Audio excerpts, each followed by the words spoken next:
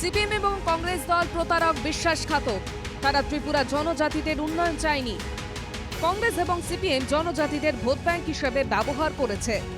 বুধবার ত্রিপুরায় বিজেপির এক যোগদান সভায় এভাবে বিরোধীদের আক্রমণ করেন ত্রিপুরার প্রাক্তন মন্ত্রী তথা বর্তমানে বিজেপি বিধায়ক ভগবান চন্দ্র দাস।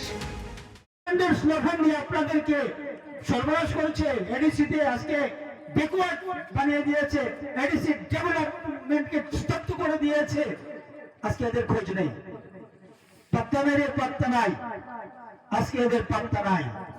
মাঝপথ আপনাদের অবস্থা বিনাশ। ভাগ্যিস নরেন্দ্র ভাই মোদীজি আপনাদেরকে দিচ্ছে, আর নতুবা আপনাদের অস্তিত্ব বিনাশ হয়ে যাবে। লোকসভা নির্বাচনের আগে ত্রিপুরায় শুরু হয়েছে দলবদলের পালা। 59 জেলার আয়োজিত যোগদান সভায় বহু মানুষ বিজেপিতে যোগ দেন। পাবিয়াছড়া বিধানসভার দক্ষিণ মাঠমারায় যোগদান সভার আয়োজন হয়।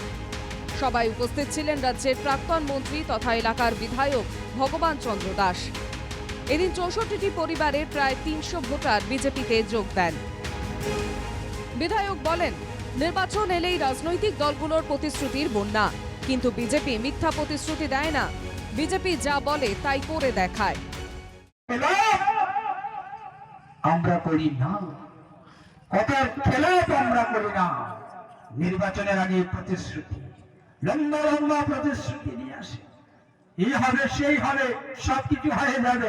নির্বাচন শেষ, আপনার কথাও শেষ। এখানে এটা সমাপ্ত হয়ে গেল।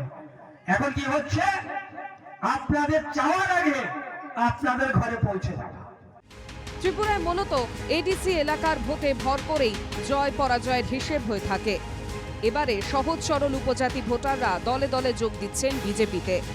সেটা বিজেপির পক্ষে নিঃসন্দেহে আশার। কুমারঘাট থেকে জনি ভট্টাচার্যের রিপোর্ট, এনকেটিভি বাংলা।